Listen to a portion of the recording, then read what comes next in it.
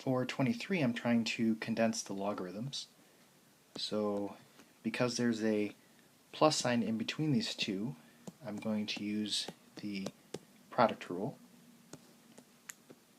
And that's going to be log of, if I multiply 250 times 4, I get 1,000.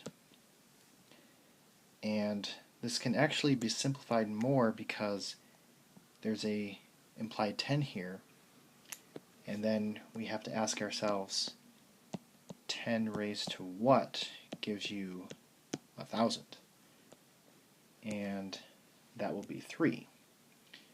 So this entire term is equal to 3. So 3 is going to be our final answer. With question 24, these are going to be combined with the quotient rule. Now you'll notice that there's this plus sign here on the inside of that logarithm. That actually doesn't mean anything.